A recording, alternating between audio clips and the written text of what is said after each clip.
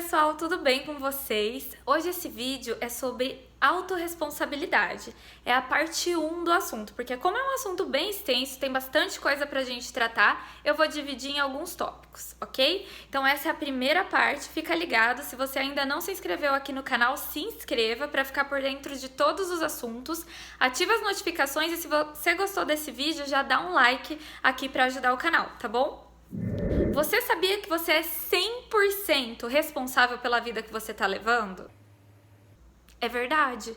Mesmo que você possa falar, ai, não sou responsável, tem várias coisas que aconteceram na minha vida que não foram culpa minha. Sim, você é responsável, porque até mesmo coisas externas que tenham te acontecido, a forma com que você lida com elas é 100% responsabilidade sua. Esse é um ponto muito importante para a gente começar a falar sobre autorresponsabilidade. Por quê? Se você não entende que você é responsável pela sua vida, é impossível você mudar algum comportamento, alguma crença, alguma ação sua, né? Que você não esteja tendo um bom resultado. O problema, gente, o Paulo Vieira, no livro O Poder da Ação, ele fala muito sobre isso, que a gente conta muitas historinhas pra gente. O que é essa historinha? Gente, ela pode ser verbal ou não verbal, ou seja, eu posso externar isso ou pode ser simplesmente um pensamento que eu tenho em mim. Essas historinhas, elas fazem o quê? Elas validam ou justificam os fracassos da nossa vida. Ou seja, eu sempre tenho uma justificativa para algo que não deu certo em alguma área ou várias áreas da minha vida, tirando então a minha responsabilidade por isso. E como eu disse no início, se eu não tenho responsabilidade, eu não tenho por que mudar. Faz sentido, não faz? Num primeiro momento, essas historinhas parecem até confortáveis para nós, elas nos cabem muito bem. É o tal da zona de conforto. A gente se sente confortável lá realmente, porque não exige muito esforço, né? Nosso cérebro adora poupar energia. Mas o problema é que ao longo do tempo ele causa danos para nossa vida. Os dois principais danos são: primeiro, essas historinhas que a gente conta, elas tiram a nossa autorresponsabilidade. E aí a gente não consegue mudar o comportamento, porque a gente nem ao menos se dá conta de que aquela área, aquele problema que a gente está tendo é porque nós não estamos tendo as ações corretas. E o segundo ponto é que o seu cérebro, eu já comentei isso em vídeos anteriores, mas o seu cérebro não sabe distinguir o que é fantasia do que é realidade. Então, você fala tantas vezes as mesmas coisas, as mesmas historinhas pra você, que o seu cérebro entende como verdade. Ele pensa mais ou menos assim: bom, se ele tá dizendo isso tantas vezes, é porque é verdade. E aí ele nem vai raciocinar mais. Toda vez que você fizer aquilo, ele vai falar: ele não fez tal coisa por causa de tal coisa. Sabe assim? Então, gente, essas historinhas acabam sendo ciladas pra nossa vida.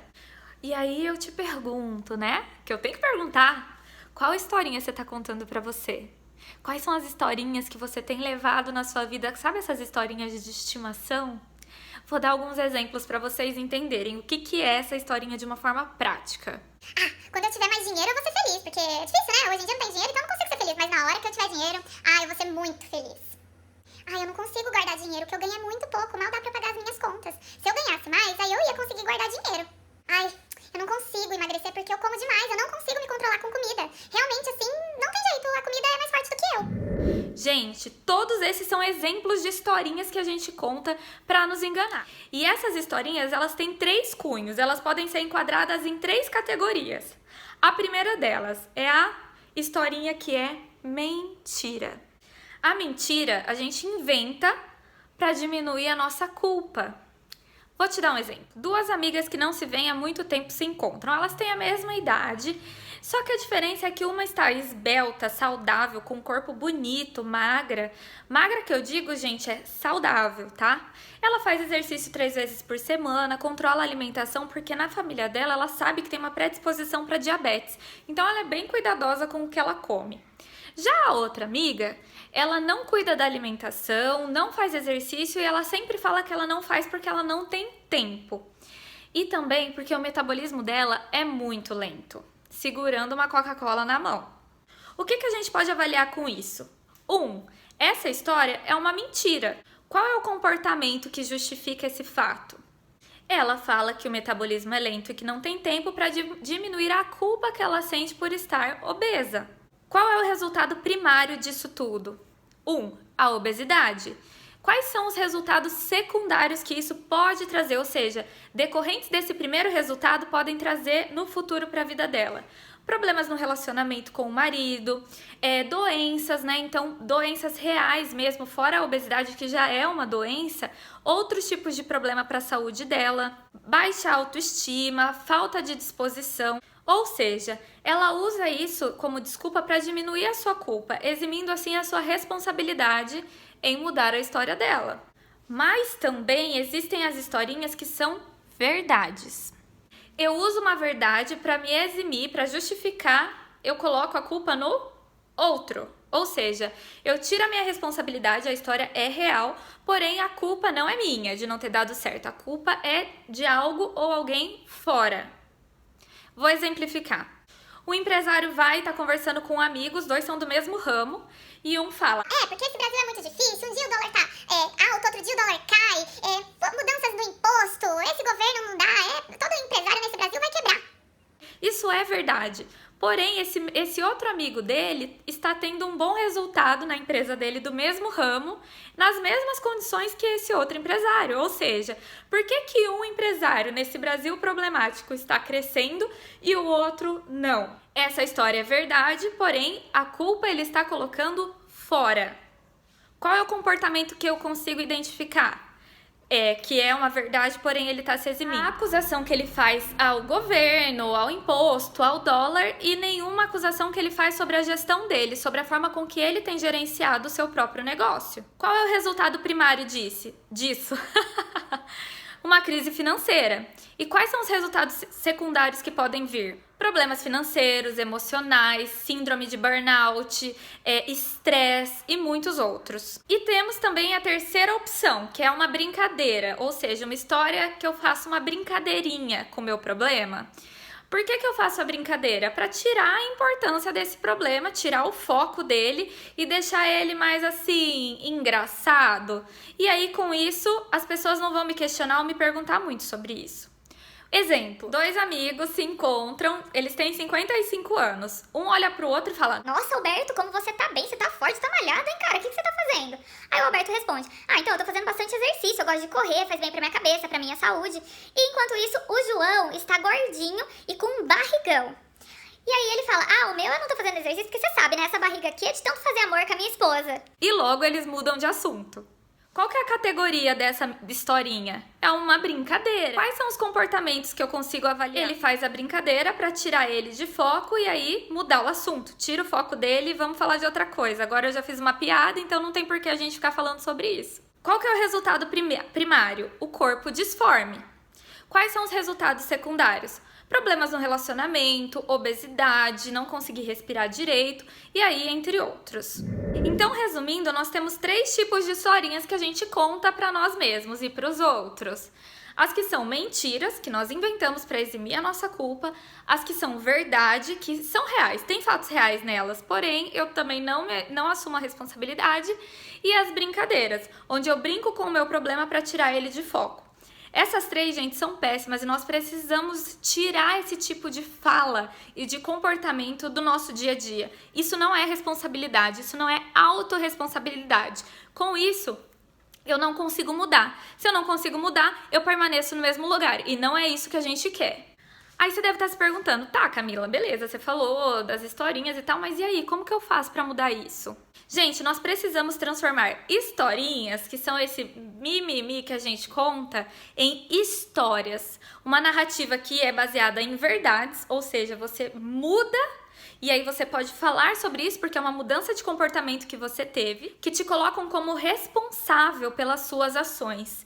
Locus de controle interno, né? A gente usa muito isso na psicologia. Locus de controle interno é toda vez quando algo acontece ao meu redor e ruim, eu penso: tá, mas o que eu posso fazer diante dessa situação? Ou seja, nunca eu vou colocar minha culpa em algo externo a mim. Eu sempre vou pensar em algo que faz sentido e que eu possa mudar, eu possa ter comportamentos de mudança. Já o locus de controle externo já é o contrário, né? É aquela pessoa que toda vez que alguma coisa ruim acontece, ela bota a culpa em alguém, né? Igual as historinhas que eu contei: a culpa é do Brasil, a culpa é do fulano, a culpa é que eu não consigo parar de comer. Nunca é responsabilidade dela. Qual o problema disso? Sem mudança. Então vamos lá. Qual que é o primeiro passo que você precisa fazer, então, para parar de contar essas historinhas e transformar historinhas em histórias maravilhosas a seu respeito? O primeiro passo é: identifique quais são as áreas que você tem tido resultados negativos na sua vida. Gente, isso não é muito difícil de perceber. Tem aquelas áreas que a gente fala, gente, eu não consigo mudar nessa área, parece que essa minha área da vida tá empacada. São essas as áreas que você precisa focar, então. Segundo ponto, identifique quais resultados são esses. Escreva.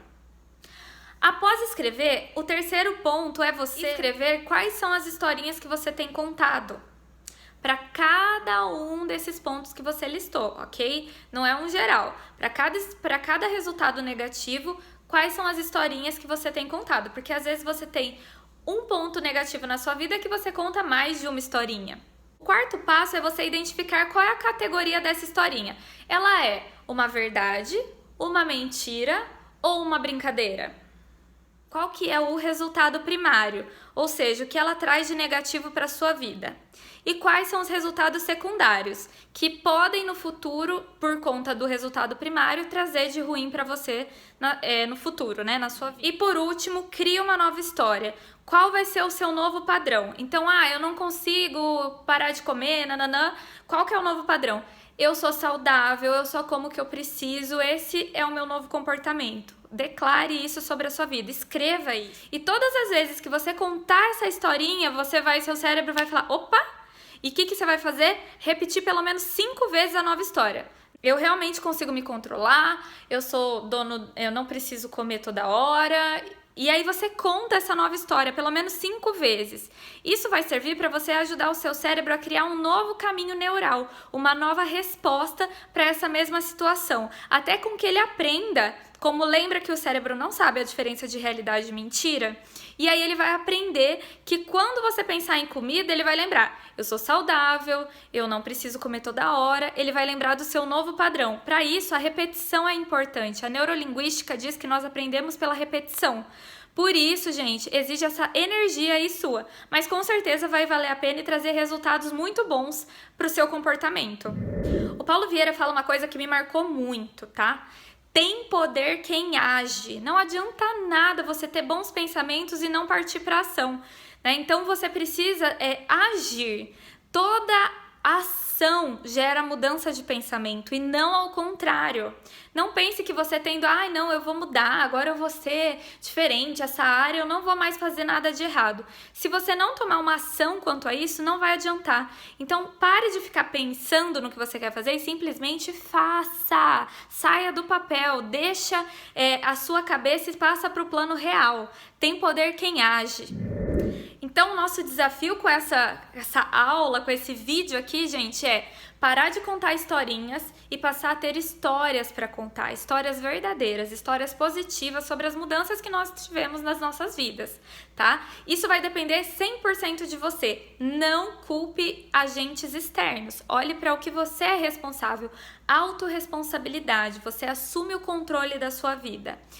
Pratique esse exercício, escreva, gente. Quando eu falo escreva é porque é importante, tá? E aí tem uma historinha que foi assim, tá na cabeça de acho que 99% da população, né?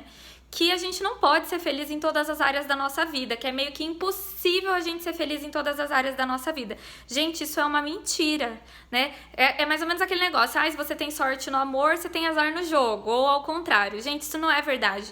Nós podemos, sim, ter sucesso em todas as áreas da nossa vida. Relacionamentos, financeiro, amoroso. Só que para isso a gente precisa primeiramente acreditar nisso, né? Se a gente não acredita em algo, ele não existe.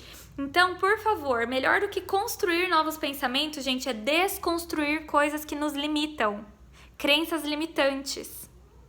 Então, invista seu tempo nesses exercícios que vão te trazer retorno. Vai custar energia? Vai.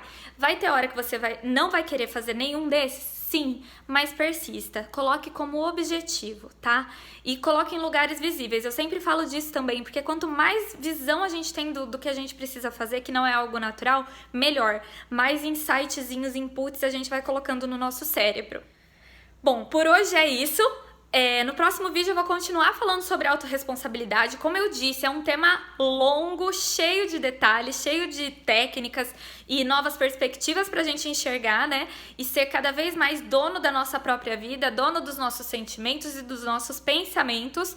Por isso, eu peço que você, se você gostou desse vídeo, já se inscreva aqui no meu canal no YouTube. Procura aí no YouTube Camila Mello Messias. Se inscreva, ative as notificações, dá um like, gente, para ajudar o canal, né, a entender, o YouTube entender que esse canal é relevante e para ajudar essa mensagem a chegar a mais pessoas. Compartilhe com os amigos, manda pro seu amigo. A gente precisa aprender, gente, a compartilhar bons conhecimentos, né? Às vezes a gente compartilha tanta bobeira, assim, coisas que não tem, assim, valor no sentido de nos ajudar a ser pessoas melhores. Então eu conto com vocês para essa mensagem chegar o mais longe possível. Eu conto com vocês para essa mensagem chegar o mais longe possível, tá? Até a próxima. Fiquem com Deus.